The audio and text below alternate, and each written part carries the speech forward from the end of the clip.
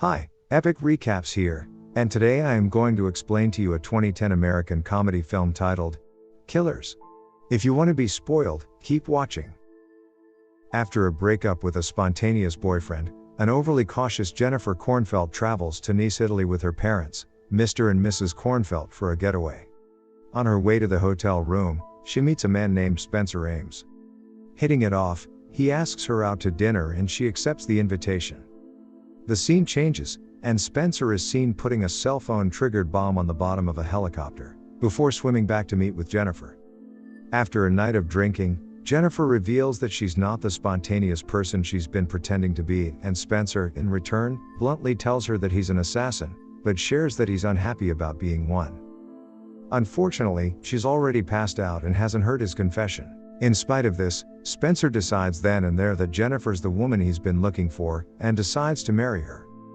When Spencer tells his boss, Holbrook, of his plan to quit the job, he is told that quitting is not an option. Spencer is defiant and proceeds with his plan to marry Jennifer.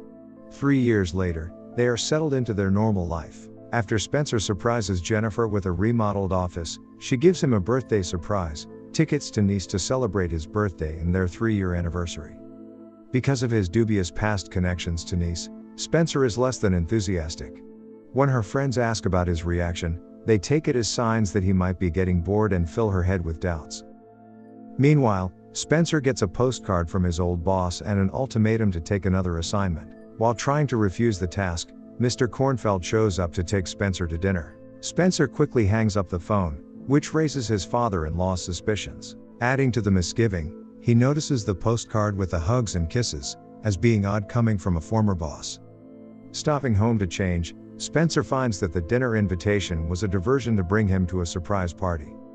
While Spencer navigates drunken friends, Jennifer's friends continue to fill her head with doubts over Spencer's lack of enthusiasm for the Nice trip.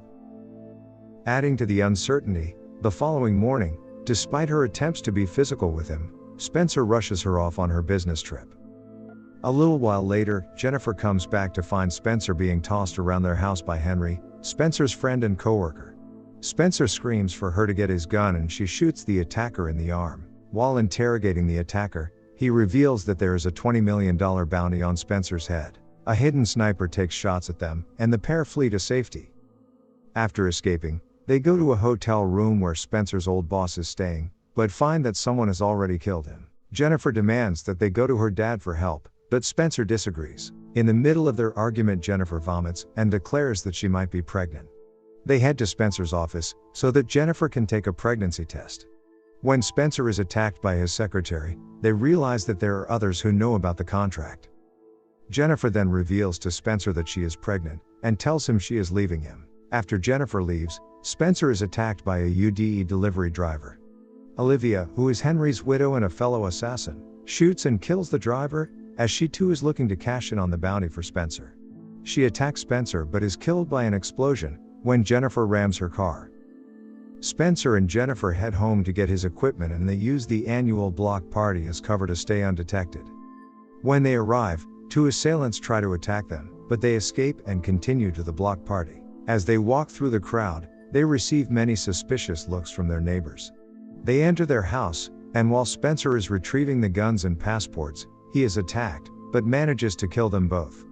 Meanwhile, Kristen, who Jennifer thought was one of her best friends, holds Mrs. Kornfeldt as a hostage, in a standoff with Jennifer. Mr. Kornfeldt arrives and kills Kristen.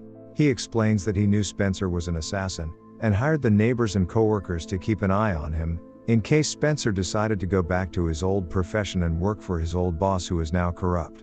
After seeing the postcard from Holbrook in Spencer's office, he came to the conclusion that Spencer had re-accepted his old job, and activated the assassins. He reveals that he had been an operative as well, and that he was actually the target Spencer was supposed to kill in Nice, 3 years earlier. Wanting to prove that he really did get out of the business and had no desire to kill his father-in-law, Spencer drops his gun. Jennifer, who is now convinced that Spencer is telling the truth, turns on her father and reveals her pregnancy. With the realization that he will be a grandfather, Mr. Kornfeldt also puts down his gun, and the family shares a joyful reunion. The movie ends with Mr. Kornfeldt working on a device near the baby crib. They all leave the room, and when they close the doors, lasers turn on to protect the baby. Thanks for watching. If you enjoyed the video, leave a comment down below. For more movie recaps, don't forget to click the like and subscribe button. See you next time.